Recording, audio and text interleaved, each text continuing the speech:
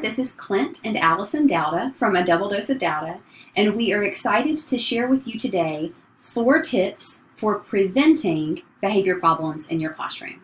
So even the best teachers we know from time to time can have problems with classroom behaviors from students. So that's what we're going to be talking about today. So with these 4 tips that we've come up with, we hope that those will help you prevent and manage classroom behavior when it happens. And the best part is these are things that you are going to be able to take into your classroom today or tomorrow and start implementing, and I think really see the benefits of. So the very first one, I claimed the right to talk about this one because it's all about having clear rules and expectations. And I am the rules queen. I am the routine queen. I like for there to be a system for every way to do everything in the world. And so for me, this one was just near and dear to my own heart and something that I really worked on in my classroom. Now, there are a couple of approaches to this idea of having clear rules in your classroom. You may have read at some point in your teaching career Harry Wong's book, The First 2 Weeks. And it's all about the first 2 weeks of school and how important it is to build up classroom rules. He advocates that you do those together as, student and teacher, and you're building these classroom rules together. So that's one approach. Another approach is this idea that Ron Clark wrote his book, The Essential 55, and it was all about, for him, he had 55 rules in his classroom, and he had them posted up.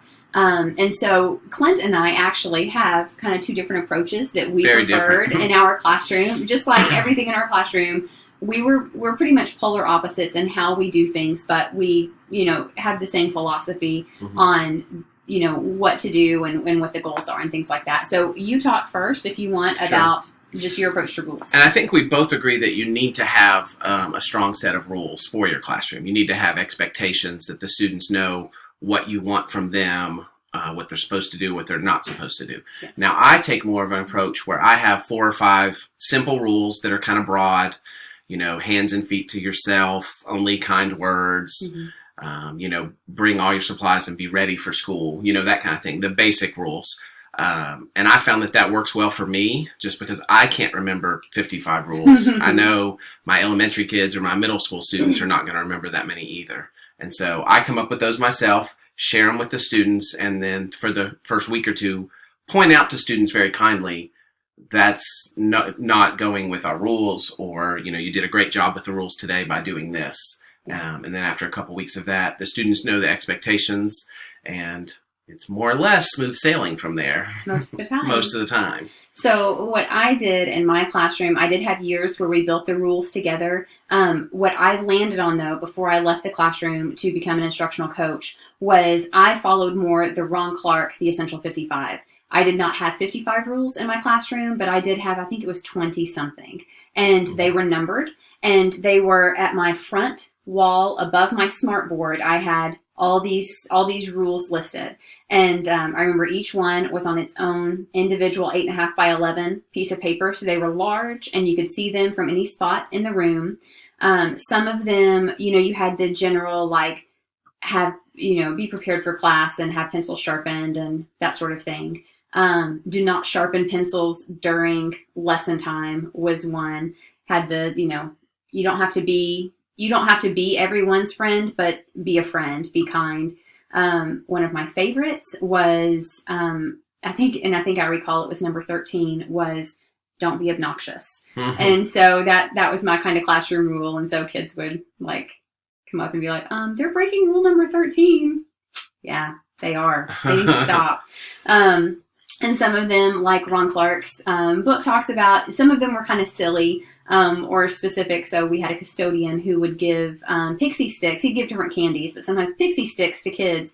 And one of my rules in my classroom, in my carpeted classroom, quickly became, you cannot eat pixie sticks in my classroom because it would leave a mess. So had those things, had them posted up above the board. That's one thing I would say for no matter what rule approach you take, make sure and have them posted, reference them often. And one thing that I did frequently, and I think you did this some as well, was we would revisit some rules where I would say, guys, like, we need to revisit rule number, whatever it was. And this is our special rule for this week that we're going to make sure and focus on about, working together during station rotation time, or whatever that particular thing was. But I would draw special attention to that at the beginning of class every day and say, this is the one we're working hard on. And I would give feedback at the end of class to say, you rocked it. You really worked hard on this. You did a great job. Well, and that goes with saying that the best time to do this and implement your rules is going to be at the beginning of the year, or, if you're on a semester schedule at the beginning of the semester. But this is something that you can use to reset at any point. Yes. If you don't have those rules in place, you can say, starting Monday, these are our rules, and you can basically act like it's the beginning of the school year again and go through those rules and do a couple weeks of reinforcing those rules and expectations. Yeah, and I know there were years for me where I had to do that reset, just that hard reset mid-year for no reason. Typically, it would probably be on a Monday. I could, survive the last few days of a week to get to a Monday until, we could start back. But I would have some system in place and just a plan. So I think that that's really helpful. And I would also throw out, because for me, I had to learn this kind of the hard way over years in the classroom, because I am very, curriculum driven, and, I wanted to make sure that I was getting all of my content in and covered and done well. But I do think that whenever, like Clint said, even if you're resetting and starting this not at the beginning of the year, whenever you're rolling out these class rules and doing things, you need to spend a fair amount of class time emphasizing those. So to me, you prioritize those things over your curriculum. Now, I know that sounds a little bit crazy and people kind of freak out when they hear that. But what I mean by that is, it's not that you're doing no curriculum, just you're really emphasizing the rules, the routines. For me, like I said, I used station rotations and small group instruction. For me, it was imperative that they knew exactly how that time functioned.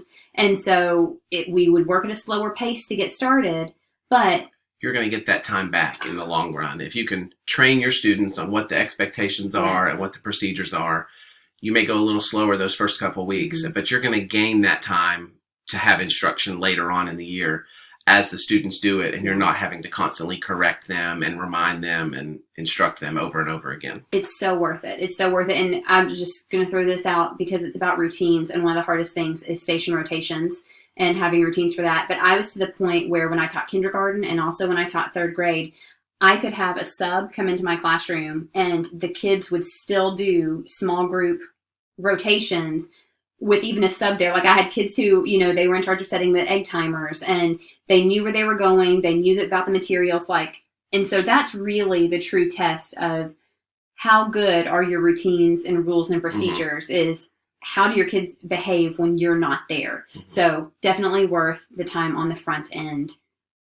All right. For sure. So let's move on to tip number 2. Tip number 2 is choose your battles. So I know it sounds crazy, but so many times, you just ignore. Now, you're not ignoring someone getting murdered over, in the side of your classroom. That's not what I'm talking about, obviously. But how many thousands of little things can kids do during a class time? And you just got to let some stuff go. Have the things that are really important, and make sure that you aren't taking away from your curriculum and your teaching time to address, little things. Like, if Johnny's tapping his pencil, just ignore that. Don't interrupt your teaching. You might go over to Johnny and just gently lay your hand on his pencil as you're still, delivering your lesson. But don't mess up your flow because of some small thing that is not worth getting into. It's just not worth it. It's just not worth it. And so going along with that, not only will I say ignore lots of little things, but always make sure that you're being as positive as you can with students. Giving them positive reinforcement for the things that they are doing well is going to be another thing that just pays off in the long run. There's a story that I tell of one time when I taught kindergarten. If anybody has taught kindergarten, there are moments where you can relate, where I would just think in my head, oh my goodness, why do I teach kindergarten? This is insanity. And that was the first 6 weeks of every year you taught kindergarten. I had to remind her, it gets better. It gets better. Once you get them trained, it gets better. But those first 6 weeks, it's like herding kittens. Oh my gosh. It's painful. It really is. And so with that, there were even moments, even beyond the first 6 weeks, where we would, be doing something and I would just get so frustrated and I would think, oh my gosh, there's not a single kid in here that isn't driving me crazy right now. And so there would be a time, there was one strategy that I came up with where I'd look around the room and I'd find some positive something that some kid was doing. And I would say, oh, boys and girls, I am so excited because right now I was just thinking of a secret rule in my head. And I was thinking, if I can find anybody who's following my secret rule, I'm going to give them a prize for my treasure box. And, Susie, you were sitting so nicely in your seat and your feet were on the floor and that was my secret rule. That was my secret rule, Susie. You get a prize. Well, guess what every kid in that class starts doing as soon as you have that secret rule and you give a prize for it? They're all sitting in their seats. They're all feet are on the floor. They're, getting focused and doing stuff. That may not work in high school. It may not work as well in high school. But try it out and let us know how it goes because maybe we'll be surprised. We would love to hear about that. But it is, our world was a lot of elementary. And so even when I taught, 3rd grade and 5th grade, I could have that same experience. And sometimes that secret rule is just...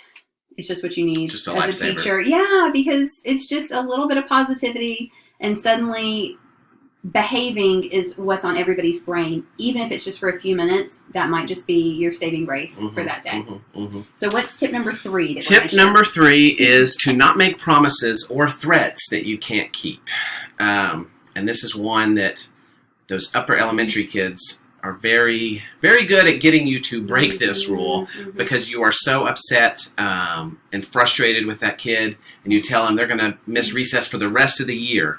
And then you quickly realize that it is August and you cannot make them miss recess for the rest of the year. And as a teacher, the person who truly is hurt by that rule of a kid not getting recess is not the student. It's the teacher. Yeah. That's a different video. That's a different video. I think all elementary kids need the recess they do. As much as possible. But again, that's a different video. So don't make threats or promises that you're going to do something, a certain punishment or a certain consequence. Don't do that until you've had time to calm down and make sure that that is the correct one. And I would go as an administrator saying, I have had a few students come to me and the teacher walks them up and informs me of what their consequence is going to be. And I try and back them up as much as possible, but if they say they're going to be suspended, that may not be something that I can do. Yeah. And so don't make promises that something is going to happen if you're not the one in control of that. Yeah. With suspensions and ISS and things like that, that's going to be an administrator's call. So just be very careful about promising what's going to happen to a student if you don't control that. Yeah. And that really leads us into tip number 4, which is don't respond in anger. I think we all have been angry with students before, sometimes to the verge of we're going to lose it. And so if you get to that point, as an administrator, I would say, call your principal, call your assistant principal, say, I need a break, get away from that situation so that you don't do something that you regret. Yeah. One thing that we joke about, especially with him as an administrator, like you don't want to do anything that doesn't look good as a headline on the newspaper. So yeah, like teacher screams and, throws books and students, out of the window, like that's not a good look. We don't want that headline. So yeah, I think definitely with that one, I think it gets easier over time too, because I think both of us earlier in our careers, especially, we had many more moments of kind of not being out of control, but being very close to being out of control. Yeah. Just really angry. And so I think sometimes it's just helpful to remember, like, you're working with these students, and number one, and this is me working in a high school right now, is I always remind myself their brains are not fully developed yet. And so as we're, working with kids though, like these are people, these are humans, And we need to show them the same grace and patience that you would want shown to you or your children or your grandchildren, whoever you know and love. And so, they all have somebody who loves them. And if we're getting angry and we are kind of giving up control of ourselves in the situation, that's just not going to be good. And it's not going to be good for the relationship between you and your students either. Yeah, you really want to be careful about when you express that big anger towards your students.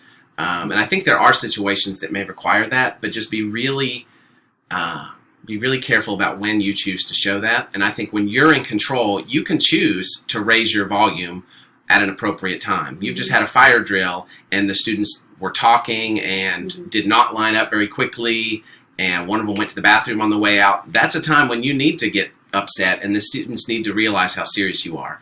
But if you're yelling at students every day, that's just your personality. That's not, you're not going to get anything from that. And so really pick and choose when you're going to take your volume up and let students know that you're really upset. Mm-hmm. And it's funny because my students always knew when I got very quiet, that was when you were really in trouble, was when I was whispering, "Come see me." And that would cause a little bit of panic. So those are our 4 tips. That's it. Behavior starts with clear rules and routines. Choose your battles carefully. Don't make promises or threats that you can't keep. And then don't respond in anger. So I think if you do those 4 things, your classroom won't be perfect. Yeah.